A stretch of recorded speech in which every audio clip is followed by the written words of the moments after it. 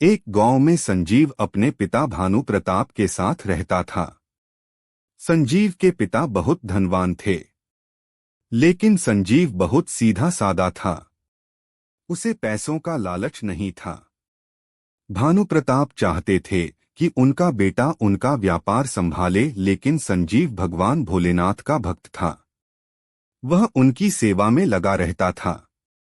एक दिन भानु प्रताप ने संजीव से कहा, बेटा मैं चाहता हूं तू मेरा व्यापार संभाल ले तो मैं तेरा विवाह कर दूं। यह सुनकर संजीव ने कहा, पिताजी मैं भगवान की भक्ति करना चाहता हूं, इसलिए न तो मैं आपका व्यापार संभालना चाहता हूं न विवाह करना चाहता हूं। यह सुनकर भानु प्रताप सोच में डूब गए। अगले दिन भानु प्रताप ने यह बात अपने एक मित्र घनश्याम को बताई। तब उसने भानु प्रताप से कहा, तुम अपने बेटे का विवाह किसी होशियार पढ़ी लिखी कन्या से कर दो, वह तुम्हारे व्यापार और बेटे दाएनों को संभाल लेगी। कुछ दिन बाद भानु प्रताप ने एक सुयोग्य कन्या देखकर संजीव का विवाह कर दिया।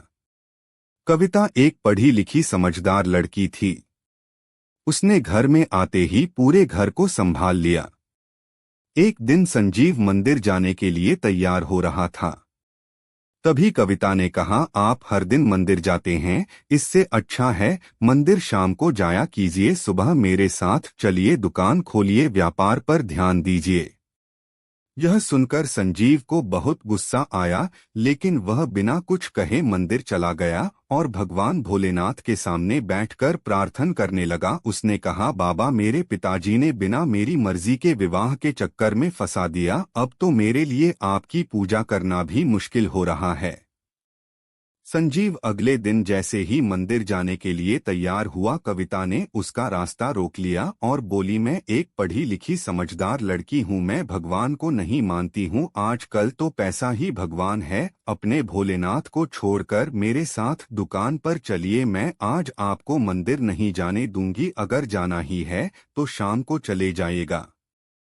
संजीव को बहुत गुस्सा आया। उसने कविता से कहा, मैंने पिताजी से विवाह के पहले ही कह दिया था कि मैं अपनी पूजा पाठ नहीं छोड़ूंगा, फिर तुम क्यों जिद कर रही हो?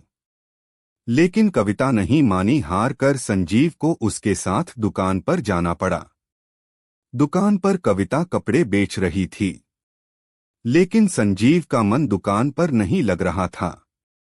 वह आज मंदिर नहीं गया था, इसलिए वह बहुत परेशान था। तभी दुकान पर एक बूढ़ा आदमी आया, उसके कपड़े फटे हुए थे। उसने संजीव से कहा, बेटा मेरे कपड़े फटे हुए हैं, आगे सर्दी का मौसम भी आने वाला है, क्या तुम मुझे एक कुर्ता दे सकते हो? लेकिन मेरे पास पैसे नहीं हैं।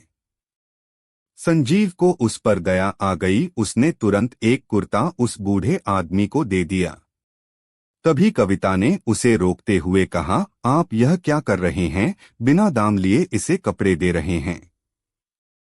यदि हमने ऐसा किया तो बहुत नुकसान हो जाएगा। कविता उस बूढ़े आदमी से कहा, चुपचाप यहाँ से चले जाओ, पूरे दाम लिए बगैर हम कुर्ता नहीं देंगे। यह सुनकर वह बूढ़ा आदमी वापस चला गया, लेकिन संजीव को उस पर बहुत तरस आ रहा था। दोपहर के समय उसने कविता को खाना बनाने घर भेज दिया और वह कुर्ता लेकर उस बूढ़े आदमी को ढूंढने निकल गया।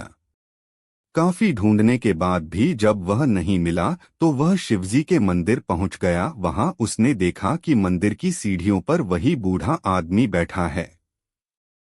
संजीव ने उसे आवाज दी, बाबा ओ बाबा, देखिए मैं आपके लिए कुर्ता लाया हूं। बूढ़े आदमी ने संजीव की आवाज सुनी और वे उठकर मंदिर के पीछे चल दिए। संजीव आवाज देते देते उनके पीछे पीछे चल दिया। मंदिर के पीछे जाने पर उसने देखा वह बूढ़ा आदमी खड़ा था।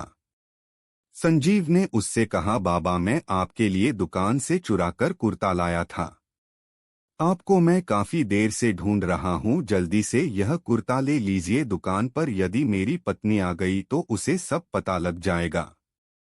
यह कहकर वह उस बूढ़े आदमी को कुर्ता देने लगा। तब उन्होंने कहा, बेटा कुर्ता तो बहाना था, मैं तो केवल तुझे देखने आया था। तू हर दिन मुझसे मिलने आता है, आज नहीं आया तो मैं तुझसे मिलने खुद आ गया था।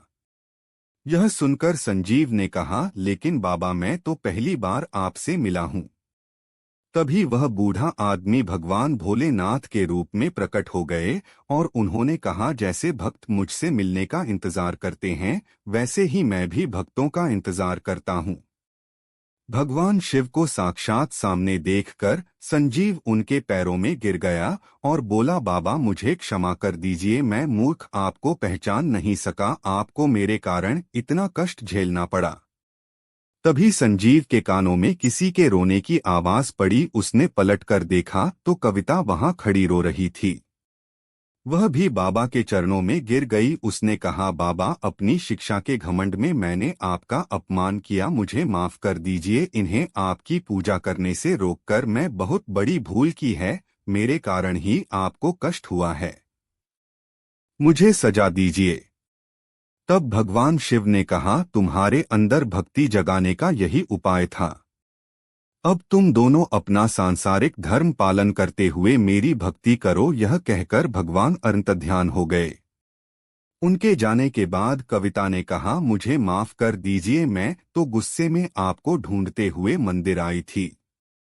मुझे पता था कि आप यहीं आए होंगे, लेकिन आज आपके पुण्य के कारण मुझे पापी को भगवान भोलेनाथ के दर्शन हो गए। उसके बाद से दोनों व्यापार के साथ साथ भगवान की भक्ति करने लगे।